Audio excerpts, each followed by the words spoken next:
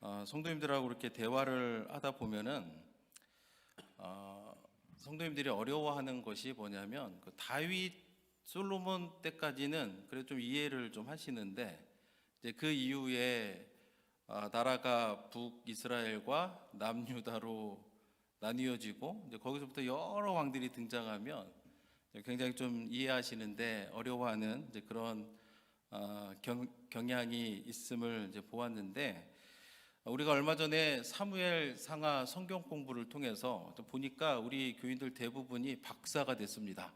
그래서 다윗의 이야기까지는 아주 박사님이 다 되셨기 때문에 그 뒤를 이어서 우리가 또 열왕기의 말씀을 가지고 또 하나님의 말씀을 은혜를 나누기를 원하는데, 이제 열왕기 상을 알면 좋은 점이 있습니다. 그게 뭐냐면 선지자들의 이야기를 또 우리가 이해하는데 이제 도움이 됩니다. 대부분 이제 선지자들의 활동이 나라가 분열되고 나서 그때에 주로 활동을 했기 때문에 우리가 열왕기 설을 보면 또 선지자들이 어떤 활동을 했고 어떤 메시지를 보냈고 등을 우리가 이해하는 데 도움이 되기 때문에 우리가 앞으로도 항상 예배의 자리를 지키면서 또 하나님이 우리에게 주시는 은혜를 우리가 나누기를 원합니다.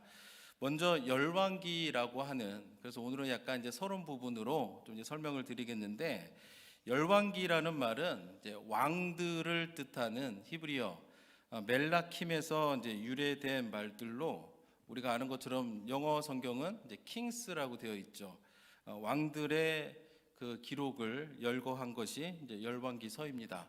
그래서 원래 히브리어 성경은 이제 한 권으로 되어 있는데 히브리어 성경을 헬라어로 번역하는 과정에서 아무래도 그 헬라어가 히브리어보다 이렇게 지면을 이렇게 많이 차지하는 것 같습니다. 그래서 길어지다 보니까 열왕기, 상, 하로 이렇게 이제 구분해서 이제 나누어지게 되었습니다. 그 열왕기서를 그럼 누가 썼을까? 일반적으로 유대 전승에 의하면 예레미야 선지자가 이제 열왕기서를 썼을 것이다라고 이제 주장을 하는데, 문제는 뭐냐면 예레미야가 썼다라고 하는 근거가 희박합니다.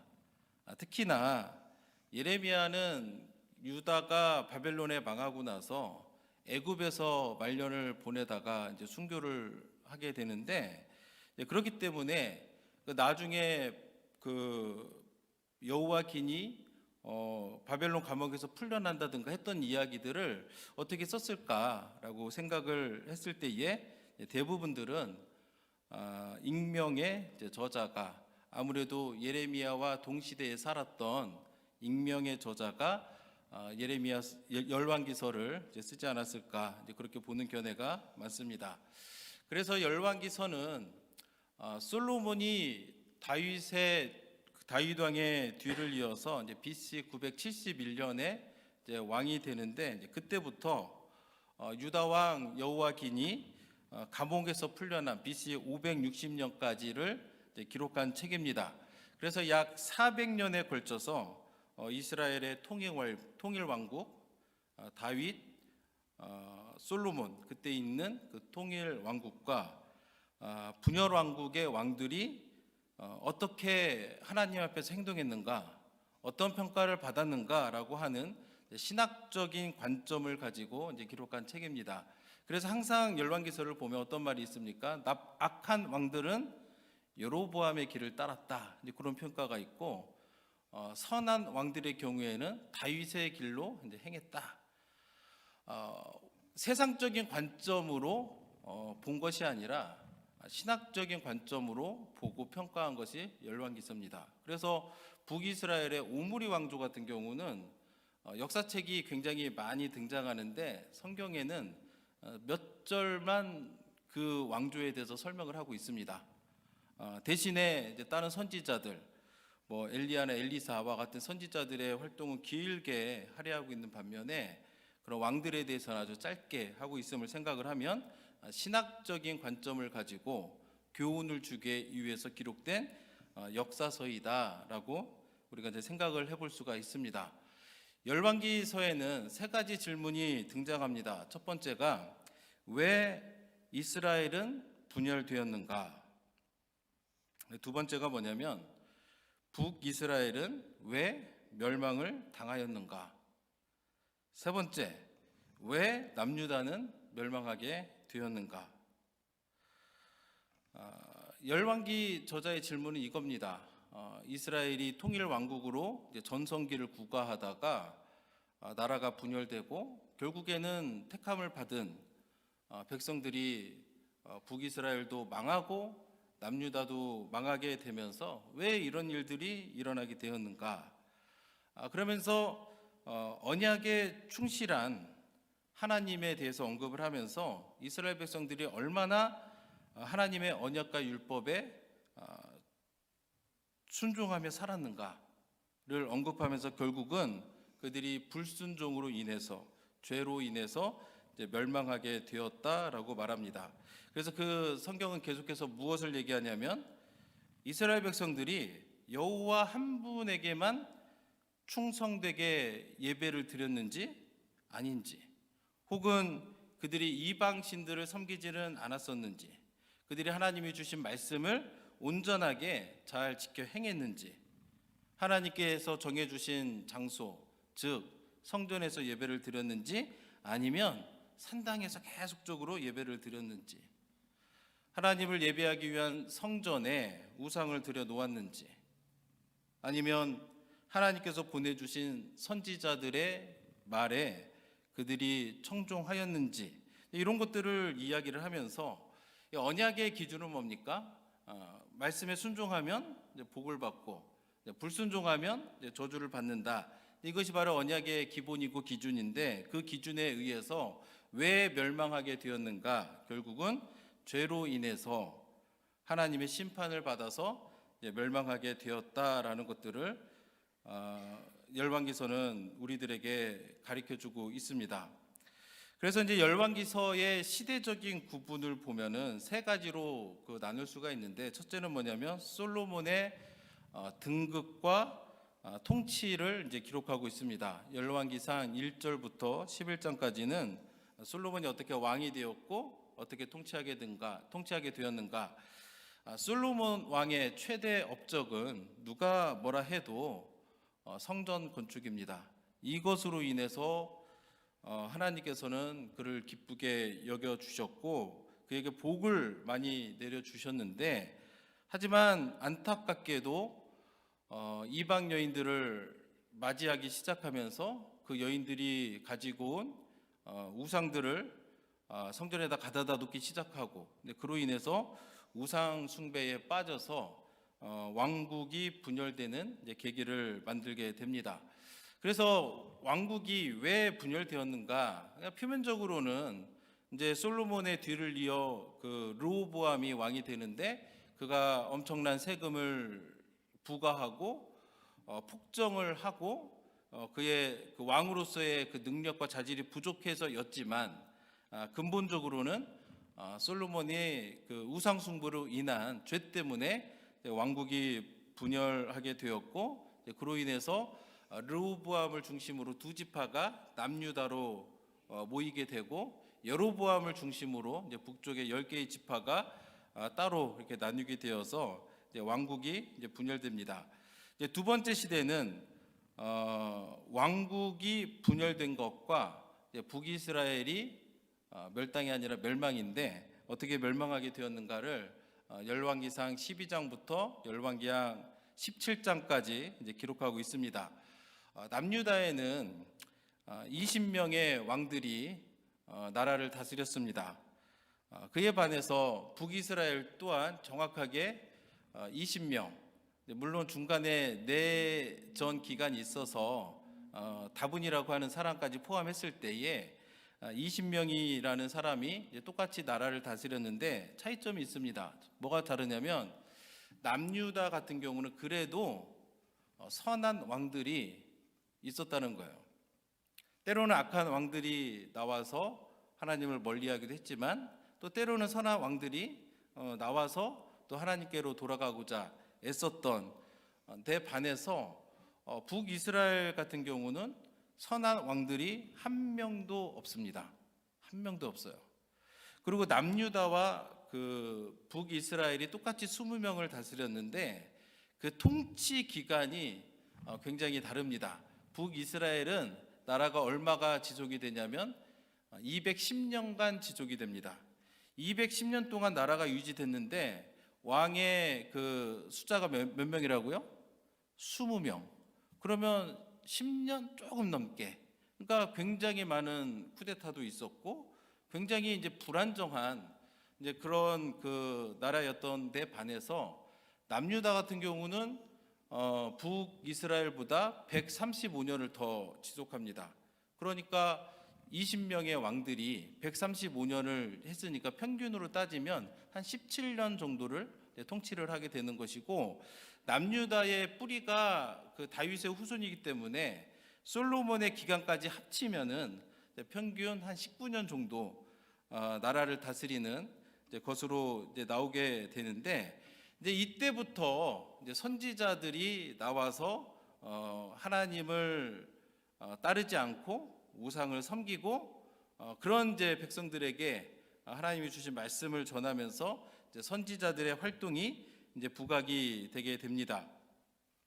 그리고 이제 세 번째는 남유다 왕국이 어떻게 멸망하게 되었는가? 북이스라엘은 그렇게 하나님을 그 따랐던 왕들이 하나도 없다 보니까 아수르에 의해서 BC 722년에 이제 멸망을 당하게 되는데, 남유다 같은 경우는 그보다 135년이 더 지나서 바벨론에 의해서 BC 586년에 이제 멸망을 하게 되고 이제 포로로 이제 끌려가는 것에 이제 기록을 하고 있습니다. 그래서 이 모든 것들을 통해서 우리에게 알려주는 것이 뭐냐? 특히 우리가 재밌는 것이 뭐냐면 남유다의 멸망을 기록을 하면서 마지막 25장에 여호와긴에 관한 기록을 이렇게 적어 놓습니다. 여호와긴은 요시야의 아들인데 왕이 되자마자 3개월 만에 이제 바벨론에 의해서 이제 포로로 끌려가게 되는데 감옥에서 37년을 있습니다. 그리고 나서 감옥에서 풀려 나와서 굉장히 대접을 받으면서 그래도 말년은 좀 괜찮게 지낸 인물인데, 이것을 통해서 이제 알려주는 게 뭐냐면 남유다가 비록 회개를 촉구했으나, 여러 새 선지자들을 보내서 회개를 촉구했으나 안 들었거든요. 그럼에도 불구하고 하나님의 언약이 뭐예요? 다윗의 후손을 통해서 메시아를 보내주겠다라고 했었던 그 약속을 여호와긴이 풀려남으로 인해서 메시아에 대한 희망을 주는 것이 열왕기서의 특징입니다. 그래서 열왕기서가 우리에게 가르쳐주는 것은 뭐냐면 회개하고 돌아오라는 거예요. 하나님 말씀대로 순종하며 사는 그 인생이 진짜 복된 인생이기 때문에 회개하고 돌아오라. 돌아오면 어떻게 하시겠어요? 하나님이 그들을 위해서 여전히 받아주시고 안아주시고 회복을 시켜주실 것이다 라고 하는 것이 열왕기서의 특징이 됩니다. 그래서 이런 것을 우리가 조금 이제 알고 이제 오늘 주신 이제 본문을 우리가 같이 보도록 하겠습니다. 1장 1절부터 2절의 말씀을 우리가 같이 보면은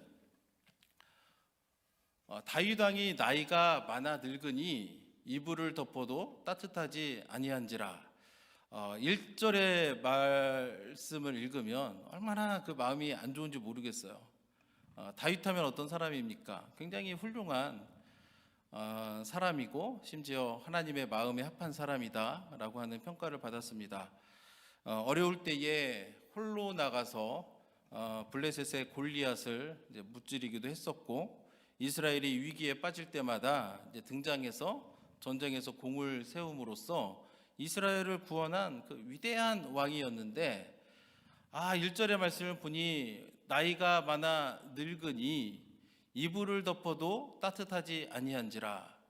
여러분들 이런 경험 해보신 적 있으신가요? 이불을 덮었는데 덮은 것 같지도 않고 따뜻함을 느끼지 못하고 계속 추운 겁니다.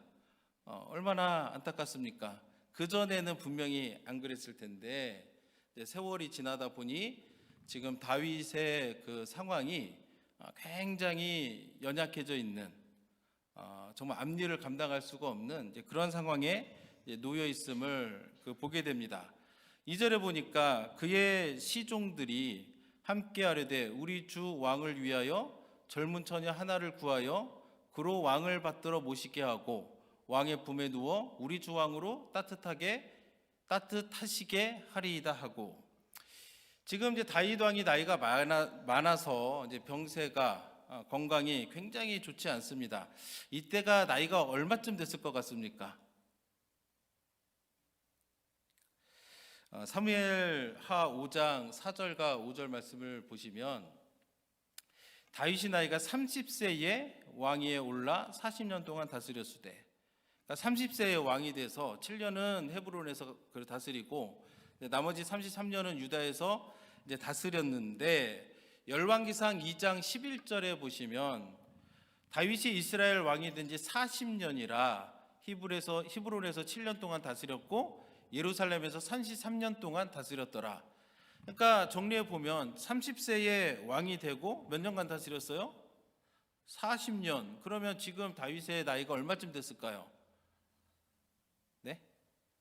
70세 정도 됐을 겁니다. 당시 평균 수명이 한 50살이 되지 않았다고 합니다. 그런 것에 비하면 70세까지 살아 있음은 나름 건강한 체질이라고 우리가 생각해 볼 수 있을 텐데, 오늘날의 기준으로 하면 짧죠. 왜냐면 그 이상도 많이 사람들이 살아갈 수 있기 때문에 오늘날 기준으로 보면은 짧은 연수지만, 그 당시에는 그래도 긴 연수지만, 그럼에도 불구하고 다윗이 이전에 했었던 여러 가지 일들을 생각을 해보면 굉장히 건강이 안 좋은 상황이라는 것들을 우리가 알 수 있습니다. 그래서 시종들이 왕을 걱정하는 마음으로 어떻게 하냐면 젊은 처녀 하나를 구해다가 왕을 받들어 모시게 하자. 그러면 왕이 그 젊은 처녀의 품에 누워서 왕을 따뜻하게 하실 것이다. 이제 그렇게 생각을 합니다. 그래서 3절과 4절 말씀을 보시면, 먼저 3절 말씀 보시면 이스라엘 사방 영토 내에 아리따운 처녀를 구하던 중 수넴 여자 아비삭을 얻어 왕께 데려왔으니, 수넴은 다음 지도를 보여주시면 이사갈 지파에 속한 영역인데, 이스라엘 영토 중에서는 그래도 굉장히 비옥한 편에 속하는 그 지역입니다. 나사렛에서도 가깝고 다볼산에서도 가까운데, 요세푸스에 의하면 수넴 지역에는 미인들이 굉장히 많이 살았다고 합니다. 오늘날에도 보면은 어느 마을에 가면 장수촌이 있다더라. 그래서 저는 어렸을 때 그 남양유업에서 난 불가리스 그 광고를 보면 장수 마을에 가가지고 막 이렇게 하는 것들도 기억이 나고, 또 어디 일본에 가면 또 그것도 장수 마을이 있어서 80세 정도는 이렇게 명함도 내밀지 못한다, 이런 그 다큐멘터리 같은 것들을 본 기억이 있는데, 수넴 마을 같은 경우는 이제 당시에는 미인들이 굉장히 많은 지역으로 요세푸스는 우리들에게 알려주고 있습니다. 그래서 그 슈나미티즘이라고 하는 말이 있습니다. 혹시 들어보셨나요? 서양에서는 슈나미티즘이라고 하고 동양에서는 소음동침이라고 합니다. 다윗처럼 나이가 많아서 연로하게 된 사람들이 마음속에 갈망이 뭐예요? 뭐가 갈망이 되겠습니까? 다시 젊어지고 싶잖아요. 이것을 회춘이라고 하는데, 그래서 당시 고대에 서양이나 동양이나 그런 욕구가 다 있었던 것 같습니다. 그래서 그 회춘하는 방법이 뭐냐 하면은 젊은 여인을 가까이 하면은 그 젊은 여인의 기를 이렇게 받아가지고 젊어진다라고 하는 속설이 있어가지고, 의학적으로는 전혀 근거가 없는 거겠지만 사람들은 당시에 그런 속설이 있어가지고 실제로 우리가 역사의 기록을 살펴보면은 젊은 여인을 양쪽에다가 이렇게 두고 젊어지고자 애썼던 그런 기록들이 있는데, 지금 다윗이 지금 나이가 많아서 힘이 들고 어려우니까 당시에 시중들이 이제 그런 그 영향을 받아가지고 젊은 여인을 하나 이제 구했고, 그리고 다시 그 3절 말씀을 보면은 이제 수넴 마을에서 아비삭이라고 하는 여인을 이제 데려왔는데, 그 여인이 어떤 여인이냐? 4절에 보니까 이 처녀는 심히 아름다워. 얼마나 아름다우면은 심히라고 이렇게 붙였겠습니까? 하나님께서 이 세상을 말씀으로 창조하시고 그냥 봤을 때는 어떻게 해요? 그냥 보시기에 좋았더라. 근데 사람을 만드시고 하나님 뭐라고 말씀하셨죠? 보시기에 심히 좋았더라. 그러니까 지금 아비삭이라는 여인은 그러니까 그 미인인데 보통 미인이 아닌 거예요. 그러니까 오늘날로 따지면 그 월드 유니버스 같은 막 그런 이제 여인인 것 같습니다. 심히 아름다웠다. 그래서 그 다윗이 옥상에 가서 목욕하는 여인 하나 보잖아요. 그 누구죠? 역시 박사님이세요. 우리가 성경 공부 그걸 했더니 거침없이 나오는데, 밧세바를 보았을 때도 다윗이 어떻게 표현하냐면 심히 아름다웠다, 이런 표현을 하는데, 지금 아비삭을 통해서도 뭐라고 얘기하냐면 심히 아름다웠다라고 이렇게 이야기를 합니다. 근데 그가 왕을 받들어 시중 들었는데 왕이 잠자리는 같이 아니하였더라. 왜 안 했을까요? 다윗이 왜 그렇게 아름다운 아비삭을 말년에 부인으로 맞이해가지고 이제 시중을 받았는데 왜 잠자리는 같이 아니했을까요? 안 한 걸까요? 못 한 걸까요? 못한 것으로 이제 보는 견해가 타당합니다. 다윗이 그 여인들을 멀리했던 사람이 아니었기 때문에 분명히 젊은 그리고 심히 아름다운 아비삭을 보았을 때에 잠자리를 하고 싶은 그런 욕구가 있었겠지만, 지금 건강상의 문제가 굉장히 안 좋아서 왕이 함께 잠자리를 하지 못할 정도로, 그래서 사람들은 두 가지를 추측합니다. 잠자리를 갖지 못할 그런 건강 상태로 인해서, 그래서 동맥경화가 굉장히 심해가지고 건강이 그 정도로 좋지 않았던 그런 다윗의 상태를 보여주는데, 그럴 만큼 지금 다윗은 굉장히 몸이 연로하고 그 한 시대가 이렇게 지나고 새로운 시대가 도래하고 있음을 오늘 우리가 읽은 본문에서는 우리들에게 그것을 가르쳐주고 있습니다. 그래서 오늘 말씀을 통해서 우리가 함께 교훈을 얻고자 하는 것은 뭐냐면, 영원한 것은 아무것도 없구나라는 것들을 깨닫게 됩니다. 다윗이 그 이전에 얼마나 훌륭한 사람이었고, 그가 했었던 여러 가지 업적들을 보면 얼마나 위대한 사람이었습니까? 그런데 지금 오늘 본문 말씀에 기록되어 있는 다윗의 모습은 너무나도 초라하고 초라한 모습으로 이렇게 기록이 되어 있습니다. 이불을 덮었는데도 따뜻함을 느끼지 못하는 그런 사람이고, 아주 젊고 아리따운 여인이 옆에 있는데도 함께 잠자리를 할 수가 없는, 그렇게 육신적으로 굉장히 연약한 상태임을 우리가 생각을 한다면, 우리가 이 땅 가운데서도 우리가 살아갈 때에 우리의 목적과 소망은 무엇이 되어야 되겠는가라는 것들을 우리가 생각을 해야 됩니다. 그래서 영원한 것은 없기 때문에 우리가 기억해야 될 것은 뭐냐면, 우리가 해야 될 일은 하나님을 의지하는 것이 우리가 정말로 복된 삶을 살아가는 비결 중에 비결이라고 하는 것들을 우리가 기억을 해야 됩니다. 그래서 여러분들도 여러분들의 삶을 돌아볼 때에 여러분들은 무엇을 할 때 기쁨을 느끼십니까? 여러분들, 내가 즐거울 때가 언제예요? 재밌는 드라마를 볼 때 즐거우십니까? 즐겁겠죠. 즐겁겠죠. 아니면 맛있는 음식을 드시면 즐거우십니까? 저는 즐겁거든요. 근데 여러분들은 아닌 것처럼 하고 계신데, 그런 거 즐겁겠죠. 아니면 내가 원하던 어떤 물품을 가지고 소유하면 즐거울까요? 즐겁겠죠. 그런데 중요한 것은 뭐냐면, 이것만 즐거우면 안 된다라는 거예요. 우리 믿는 사람들에게는 더 나은 가치가 있는데, 그것은 뭐냐면 우리가 하나님의 말씀을 따라 살 때 더 큰 기쁨을 우리가 누릴 수 있어야 된다라는 겁니다. 그래서 우리가 하나님께 나와서 예배 드릴 때 기뻐할 수 있다라면 여러분들은 올바른 삶을 살아가고 있는 겁니다. 여러분 예배할 때 기쁘신가요?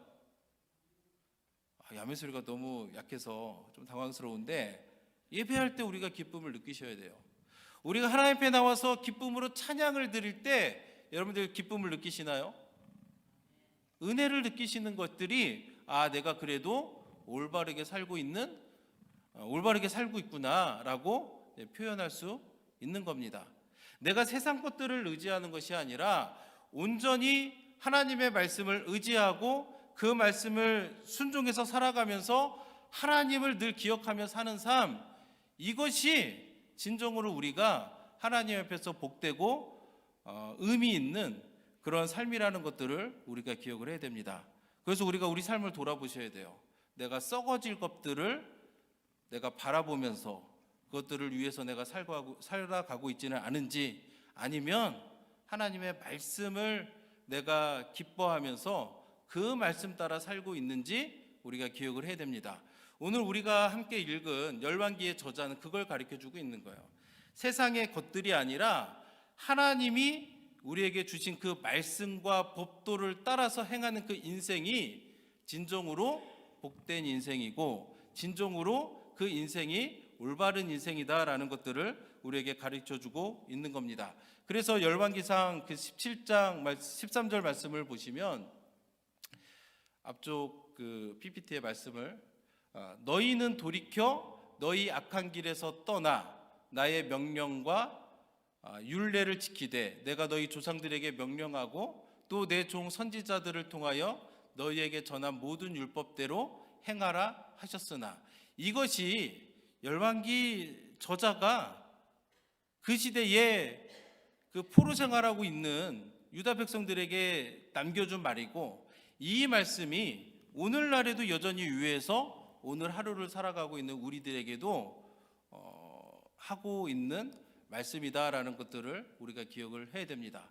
그래서 나는 하나님이 내게 말씀하신 모든 율법대로 내가 행하며 살아가고 있는가, 여러분들이 우리 삶을 돌아보면서 할 수 있다면, 하나님, 내가 하나님 말씀대로 순종하며 주님이 말씀하신 명령들을 지키며 살아갈 수 있는 힘과 능력을 달라고 기도하며 변화된 삶을 위해서 노력하신다면 되겠습니까? 안 되겠습니까?